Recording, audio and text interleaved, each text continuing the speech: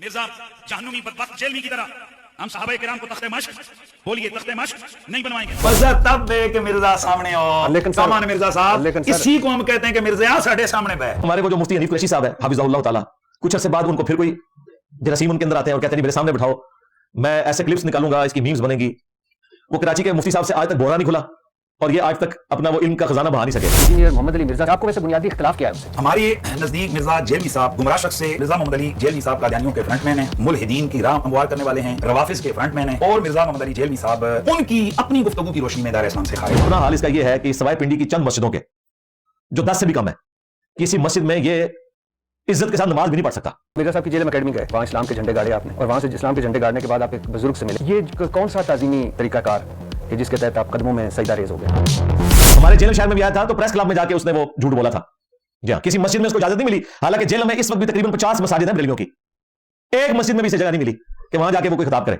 अपना हाल इसका और ये कहता है मैं बरेलवियत का नुमाइंदा बन के आऊं, जबकि जेल की एक मस्जिद भी इसे पनाह देने के लिए तैयार नहीं है। दोस्तों, आपको पता होगा कि मुफ्ती हनीफ कुरैशी साहब जो हैं उनका ऐसा तासुबाना ज़हन बना हुआ है इंजीनियर साहब के हवाले से कि उन्होंने एक महफिल के अंदर ये कह दिया कि इंजीनियर जो है वो जहन्नमी है, कि इंजीनियर जो है वो सहाबाए किराम का गुस्ताख है, वो नबी करीम सल्लल्लाहु अलैहि वसल्लम का गुस्ताख है और वो औलिया अल्लाह का गुस्ताख है।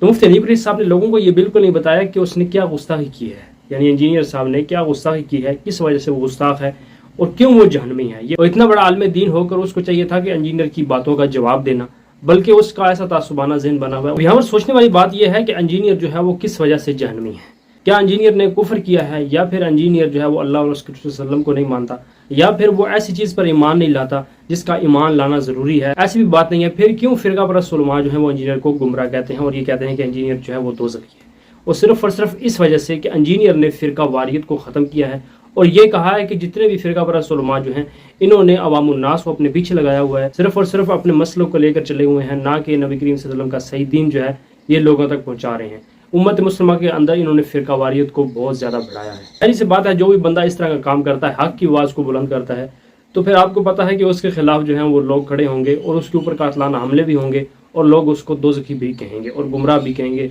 और इसके अलावा उसको गालियाँ भी देंगे। तो इस वाले से वीडियो देखिए मुफ्ती हनीफ कुरैशी साहब की, उसके बाद हमारे जहन्नुमी बदबख्त जेलवी की तरह हम साहबा किराम को तख्ते मश्क, बोलिए तख्ते मश्क नहीं बनाएंगे। और वो आम लोगों, एक मैं तब तवज्जो आले बैत के नारे लगाने वाले जो लोग हमसे मैं मुखातिब हूं, ये जो जेलवी बदबख्त है ये बनु उमैया के मुहम्मद में बातें कर करके और ये आले बैत की हिमायत में बातें कर करके कई दफा आम लोगों की तवज्जो हासिल करते हैं। बिल्कुल जो जवान सैयद वो छोटे-छोटे उसके क्लिप वायरल होते हैं जिसमें वो बनु उमैया को दोहरा होता है, यजीदियों को दोहरा होता है, तो ये कहते हैं यार गलत की थी।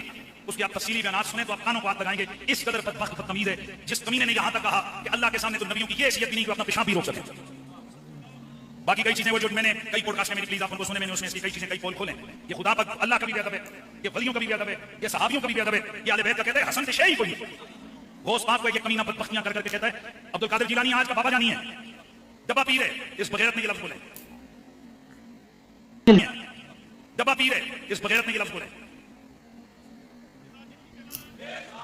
और ये बदबख्त शख्स मुल्हिदीन के लिए रास्ता मार करने वाला है। किसके लिए? मुझे कई पॉडकास्टों में कई लोगों ने सवाल किया ये इतनी गुस्ताखियां कर रहे हैं तो इसके खिलाफ पर्चे क्यों नहीं हुए? अब हमारे को जो मुफ्ती हनीफ कुरैशी साहब है हाफिज़हुल्लाह ताला, कुछ अर्से बाद उनको फिर कोई जरासीम उनके अंदर आते हैं और कहते हैं मेरे सामने बिठाओ, मैं ऐसे क्लिप्स निकालूंगा, इसकी मीम्स बनेगी। वो कराची के मुफ्ती साहब से आज तक बोरा नहीं खुला और ये आज तक अपना वो इल्म का खजाना बहा नहीं सके और कहते हैं वीडियो में जवाब दो, तो मैं वीडियो में जवाब भी दूंगा, सामने बैठ के जवाब दूंगा। अब इससे आपको अंदाजा हो जाएगा कि ये सिर्फ शरत वाली बात है। और अपना हाल इसका ये है कि सवाई पिंडी की चंद मस्जिदों के जो 10 से भी कम है, किसी मस्जिद में ये इज्जत के साथ नमाज भी नहीं पढ़ सकता, क्योंकि दूसरी तरफ दावत इस्लामी ने इसको राफजी डिक्लेयर कर दिया, जलाली पार्टी ने राफजी डिक्लेयर कर दिया। ऑलमोस्ट बरेलवी से ये लोग फारिग हो चुके हैं और अपने आप कहता है मैं नुमाइंदा हूं बरेलवियों का। हमारे जेल शहर में भी आया था तो प्रेस क्लब में जाके उसने वो झूठ बोला था। जी हाँ, किसी मस्जिद में उसको इजाजत नहीं मिली। हालांकि जेल में इस वक्त भी तकरीबन 50 मसाजिद हैं बरेलवियों की, एक मस्जिद में भी इसे जगह नहीं मिली कि वहां जाके वो कोई खिताब करे। अपना हाल इसका और ये कहता है मैं बरेलवियत का नुमाइंदा बन के आऊं, जबकि जेल की एक मस्जिद भी इसे पनाह देने के लिए तैयार नहीं है। तो मैंने कहा था कि भाई अपने बड़े से वीडियो बनवाओ, और ये भी तुम्हारी ख्वाहिश के ऊपर। आज तक हमारी ये डिमांड जो एक ऑर्गेनाइज तरीका है। पिछले दिनों जो बासित नदीम साहब ने मुझसे ऑनलाइन इंटरव्यू किया है, उन्होंने कहा बड़ी साइंटिफिक बात आप करते हैं कि ये तो लाखों में है, आप किस के साथ बैठेंगे, एक जलील होगा तो दूसरा क्या, तो पता ही कुछ नहीं किसी गल का। तो ये आपकी डिमांड बिल्कुल दुरुस्त है, तो डिमांड पूरी क्यों नहीं करते? मैंने कहा इनसे पूछा, और पूरी इसलिए नहीं करते कि इनके बड़ों को पता है कि ठीक कर रहा है। किसी बड़े ने आज तक मेरे बारे में कोई स्टेटमेंट दी है कि मैं गुमराह हूं, इस्लाम से खारिज हूं? मुफ्ती मुनीफ साहब की कोई स्टेटमेंट? उन्होंने तो उल्टा मुझे एंडोर्स कर दिया। उन्होंने कहा कि हम तो अपने प्लेटफॉर्म से अपनी दावत पेश करते रहते हैं, करते रहे हैं, करते रहेंगे, वो अपना काम करे, को एग्जिस्ट करे। मुफ्ती तकी उस्मानी साहब की कोई स्टेटमेंट नहीं आई, साजिद मीर साहब की। उल्टा साजिद मीर साहब ने वो गले फाड़ने वाले जो दो भाई हैं उनको अपनी जमात से निकाल दिया कि तुम्हारी वजह से मेरी सफेद दाढ़ी जो है वो खींचता है। वो इल्मी तौर पे मैं तो उनकी बड़ी रिस्पेक्ट करता हूं, बड़े ओपन माइंड बंदे हैं साजिद मीर साहब, लॉन्गेस्ट सर्विंग सेनेटर इन पाकिस्तान, 35 साल हो चुके हैं उनको, सेनेटर है वो। तो बड़े खुले दिल के वो मालिक है। हमारे जो उस्ताद है एक्स मुर्शिद प्रोफेसर अहमद रफीक अख्तर साहब, उनके बड़े करीबी दोस्त हैं। उनके प्रोग्रामों में जब हम जाया करते थे तो वो स्टेज के ऊपर होते थे, एंड पे दुआ भी वही करवाते थे।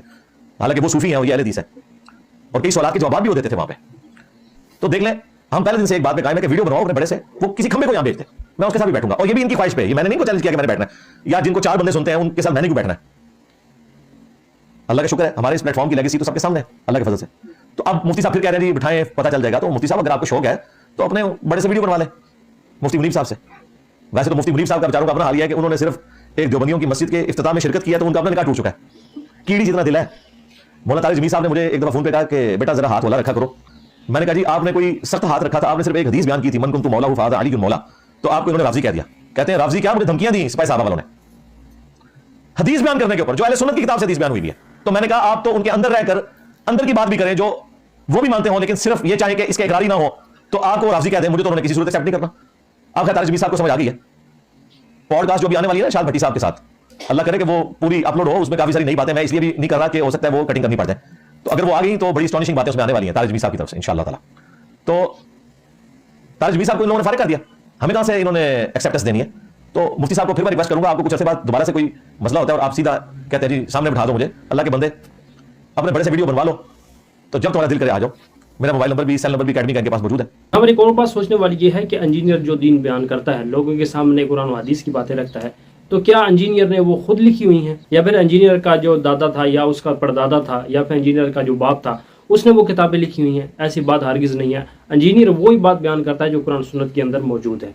लेकिन फिर भी फिरका परस्त उलमा जो हैं वो इंजीनियर के ऊपर फतवे लगाने शुरू कर देते हैं कि इंजीनियर जो है वो गुस्ताख है, वो गुमराह है, वो नबी करीम सल्लल्लाहु अलैहि वसल्लम की शान में गुस्ताखियाँ करता है, वो तो जहन्नमी है। इसका यही मतलब है कि इंजीनियर की बातों का जवाब इन फिरका परस्त उलमा के पास बिल्कुल नहीं है।